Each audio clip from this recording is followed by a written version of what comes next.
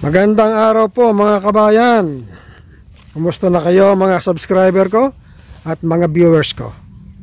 Ito tayo ngayon. Mamasyal na naman tayo dito sa ating farm. At titingnan natin kung pwede nang ipa-harvest to sa September 5. Kasi September 5 ang ano ko rito. Oh, ayan na palay natin, ayan oh. Magulang na. Kaya pa pwede na siguro ma-harvest to. Shout out nga pala sa mga subscriber ko, sa mga viewers ko at sa mga kaibigan ko sa ibang bansa at sa dito sa Pinas. Kumusta na po kayo mga ka-OFW? Ito po tayo, namasyal na ngayon tayo dito sa Bapas Farm. Tinitingnan natin kung ano ng palay natin. Oh, ayan na ang palay natin. Oh.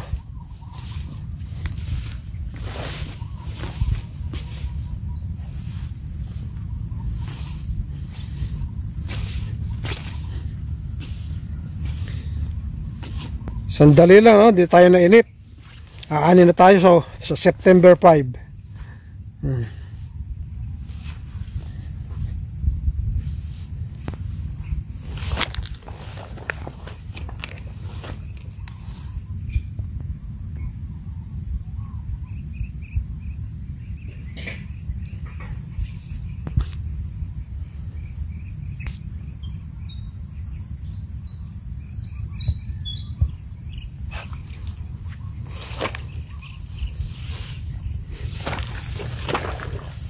Ang variety nga pala ng palay natin ay 480.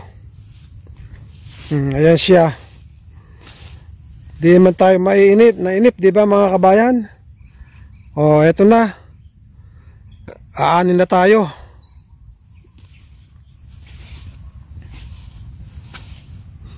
Ito talaga yung pinaka happy day ng isang magsasaka. Yung pagdating ng anihan.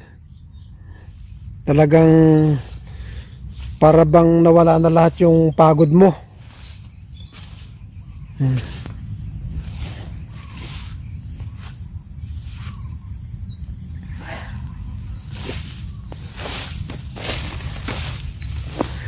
Ito, pwede na mga ano to, September 5. Dati ang timetable ko dito mga September 10 Pero baka matukol na to, sumobra na sa hinog.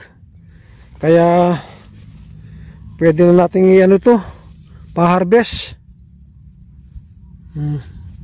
Ayan oh. Hanggang sa batok may laman siya. Kasi po mga kabayan, kahit na 50% pa yung 50% pa lang yung hinog, pinasprayan ko pa ng foliar to. Di baling gumastos ka. Kaya siguro maano rin ang timbang ng palay na to. Ayan oh. Hanggang sa batok may laman Ayan oh.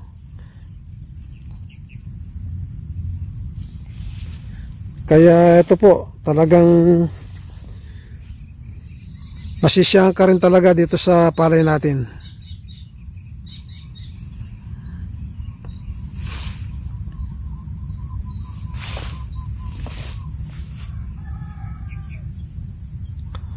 O, pati mga mangga natin talagang nakakondisyon.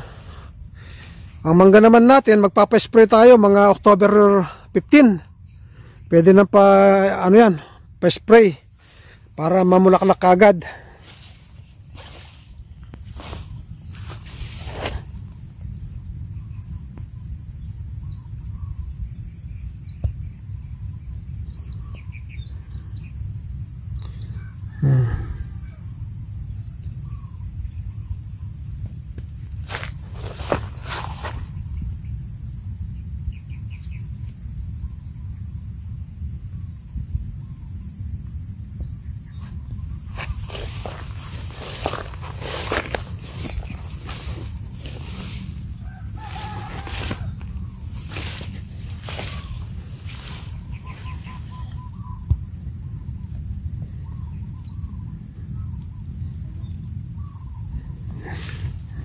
Ayan ang lagay ng palay natin. Talagang maganda siya.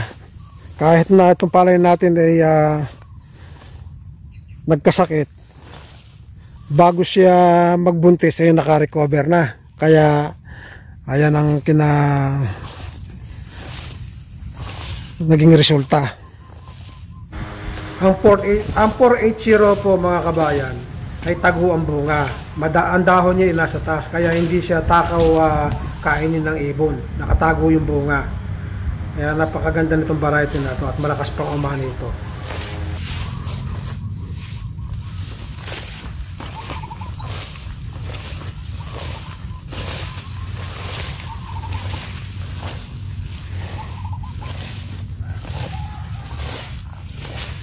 Isipin nyo mga kabayan, ang buhay ng magsasaka. Mula sa land preparation hanggang sa umani ka, maghahantay ka ng 4 months. 120 days or 110 days ang hahantayin mo bago ka makaani. Kaya yung time na yon na araw ng pag-harvest mo, ay talagang dun palang mawawala yung pagod mo na pinuhunan sa pagsasaka.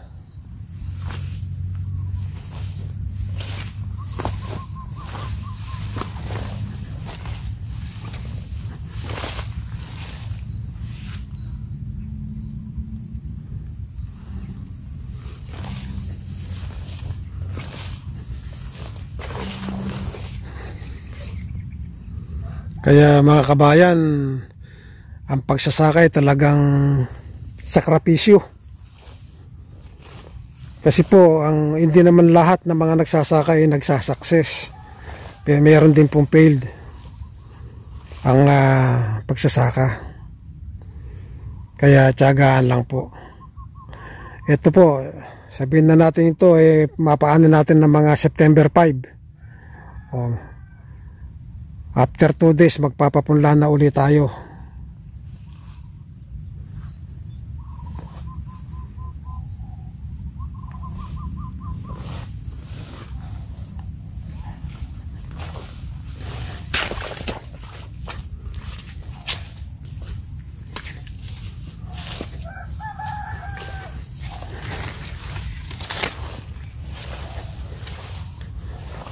Ayan po, oh.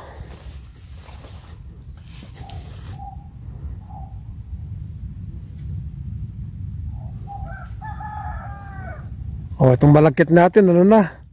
Yung bang marami ng halo.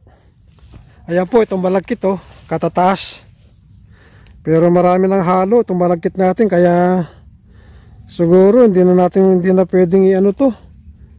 Hindi na pwedeng ipunla sa susunod. Kaya lang, maghanap na tayo uli ng bagong variety ng malagkit. Ayan yung pinagpunlaan natin. Medyo nahuli ng konti, pero pwede na to. Hanggang 5 halos magkakasabay-sabay na rin to, pati yung mga mura na bagong sapaw.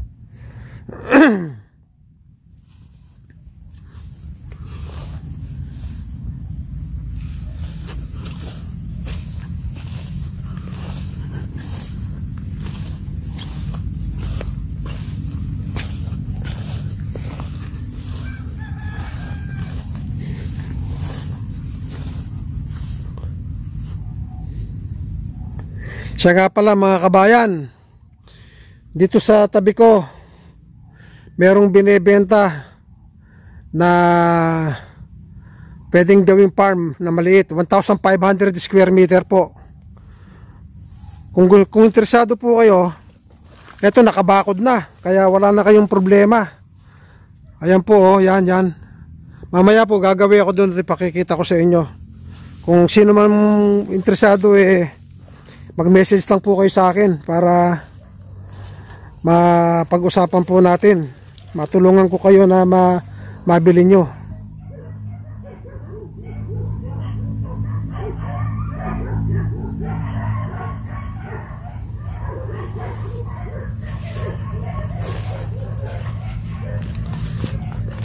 Maganda po yung ano, pagsasak, kung lalo na po kayo mga ka-OFW ko, mga subscriber ko at mga viewers ko, kung interesado kayo mag-message lang kayo sa akin para matulungan ko kayong na makipag-usap dun sa may-ari ng lupa. Kayo na po makikipag-usap para direkta na kayo.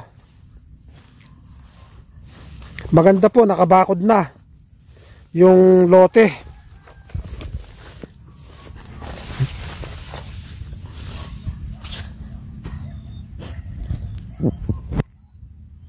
Para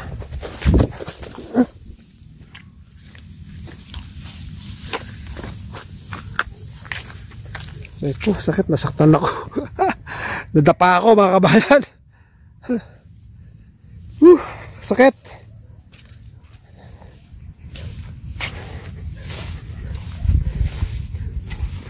Oh, ayan po yung palay natin, ayan oh. Nakikita nyo? Oh.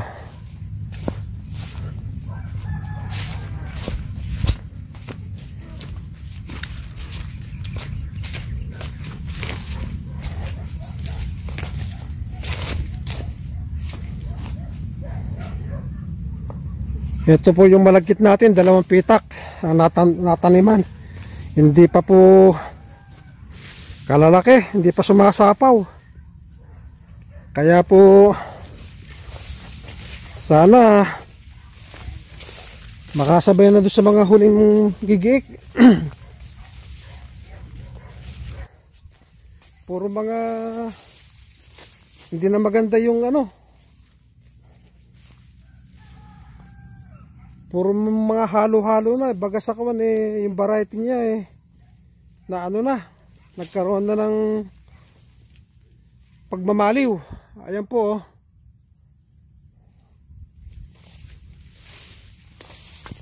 Oh, ito po yung ano, yung binebentang ano, small farm. Ito po ay mahigit sa 1,000 square meter po, mahigit po. Ayan po, nakabakod na yan oh. Ayan siya oh. Ito ay katabi ng bukid ko.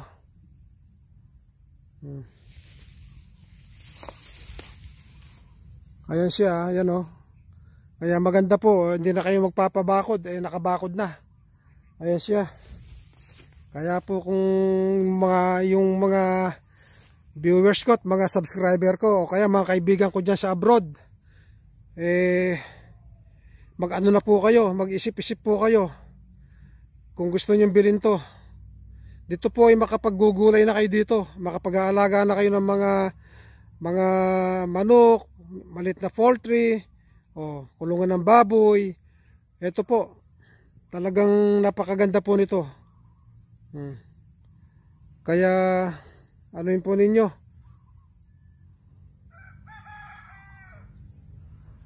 mag-isip-isip na po kayo. Hanggat nandyan po kayo at may ipon kayo, at bayaran na po ninyo to at bilhin na ninyo. Napakaganda nito oh. Basta't mag-message lang kayo sa aking channel kay Bapas para matulungan niya kayong makipag-usap sa may-ari ng lote na yon.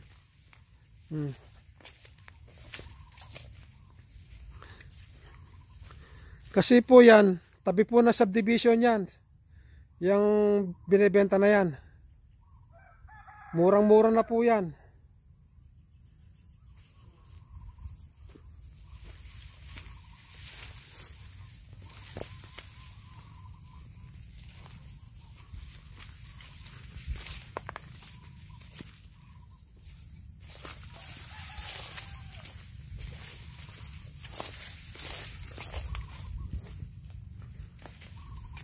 Ito yan po ay kahangga ko lang po yan sa aking bukid. Ayan o, sa aking farm. Ayan naman po yung farm ko. Ayan o. Ayan.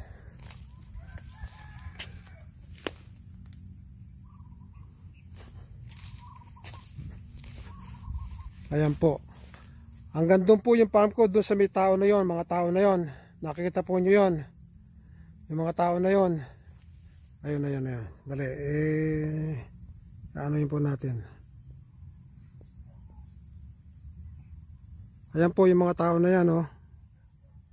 Naglalakad na yon.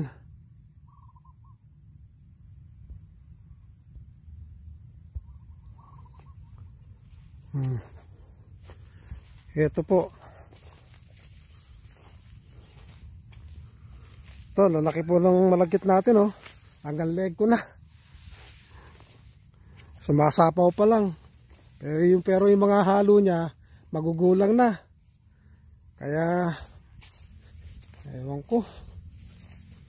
Mahuhuli nga yata to, talaga.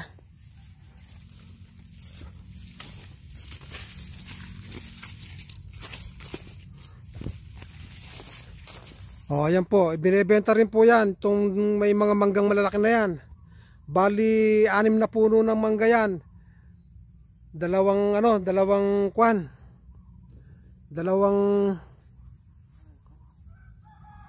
lote yan. Binebenta rin yan. Yan po naman ay per 1,500 per square meter naman yan. Ang bentahan dito sa may manggahan na yan. Kung ano po yung lote na nabili nyo at nakasakop na puno ng mangga, sa inyo na yung puno ng mangga. Ayan. Ayun, at saka katabi niya yung binebenta na yan na nakabakod na yan. Ang ganda po sana. Oh, kung halimbawa po medyo malaki-laki po yung ano ninyo, yung budget ninyo, abay pwede na rin yung kuhanin tong kuwan na to. Itong may puno ng mangga nito.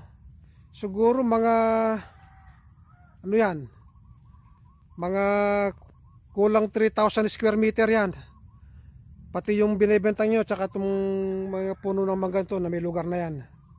Malaki na pong farm yan. Marami na po kayong malalagay dyan.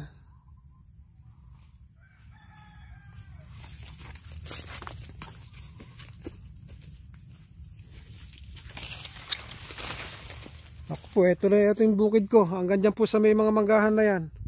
Sa nakikita nyo mga mapulang palay na yan. Hanggang dyan po yung bukid ko.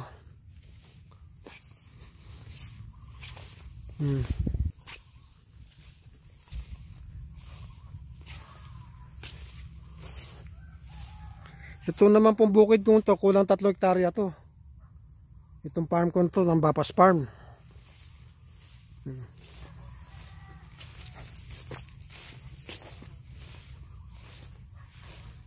Ito po, pagkayari pong itong September 5, mga September 7, mag-aareglo na po kami ng punlaan para makatanim kami uli.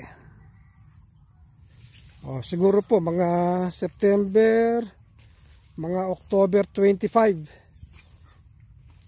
magpapatanim na kami noon. At sabay na po yung spray ng mga mangga, yung induction na flowering. Ayan.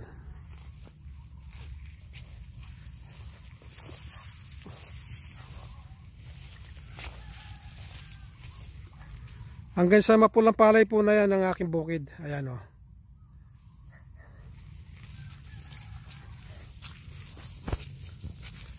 Kulang 3 hektarya po yan.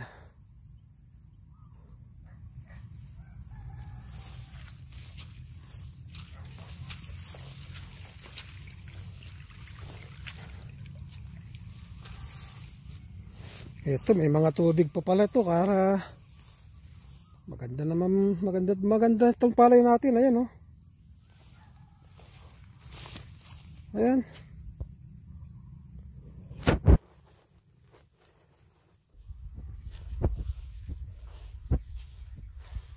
Medyo marami pang mura dito, pero September 5 pwede na po ito.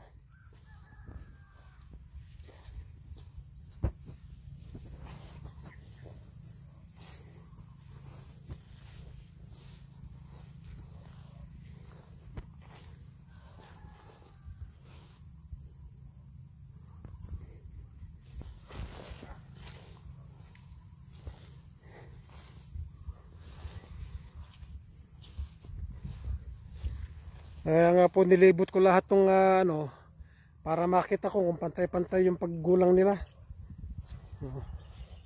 Ito po talagang ang harvest time natin dito September 5 na.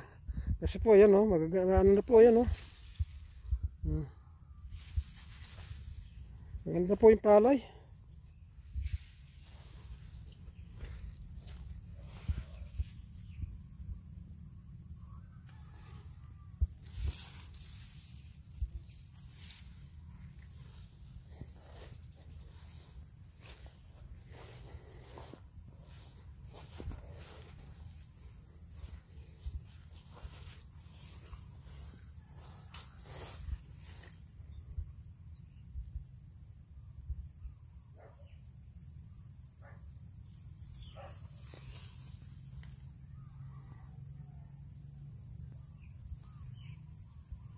Ayan po, oh.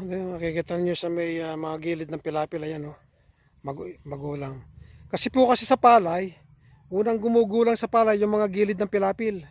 Kasi nga may pagitan, nasisikatan ng araw. 100% na ang araw ay sumisikat. Dito ayan oh, ayan nakikita ninyo, ayan oh. Yun, hanggang doon.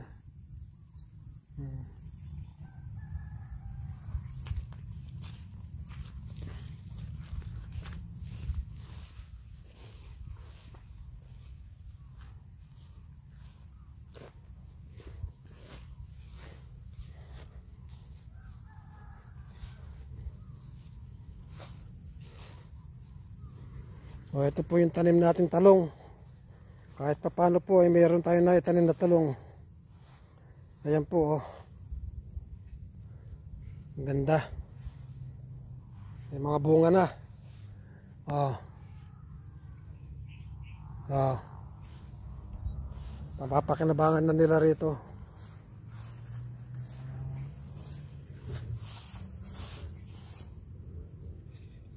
Kaya lang talagang sinisira ng stem borer. Ayan po, sayang naman. Stem borer sinisira.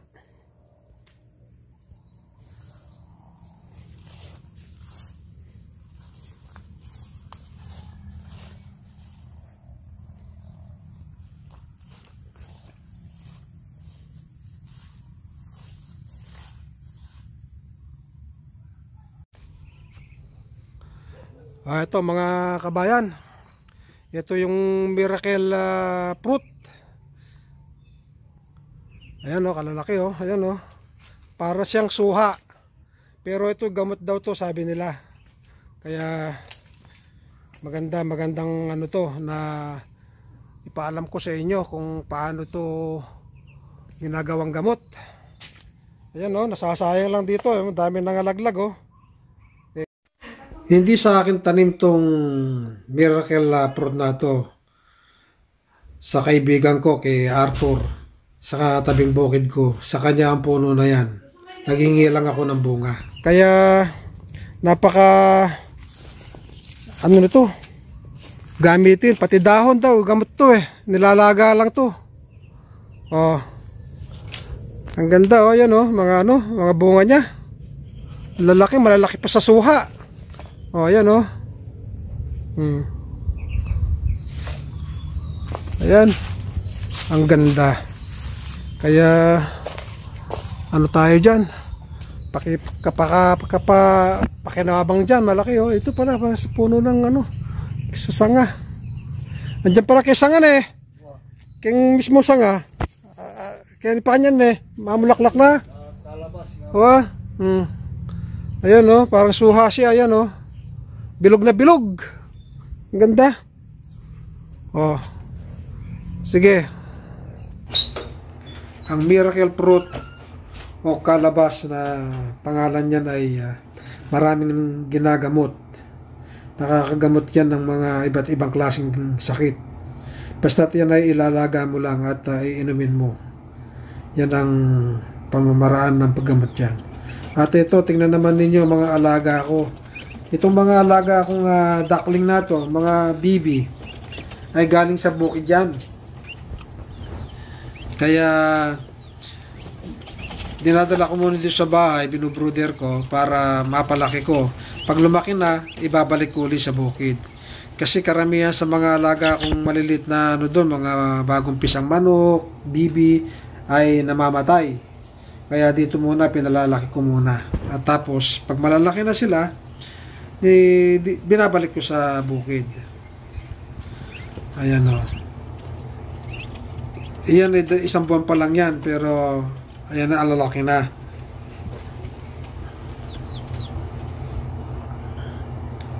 Madali kasi magpalaki rito, lalo na malapit sa bayan at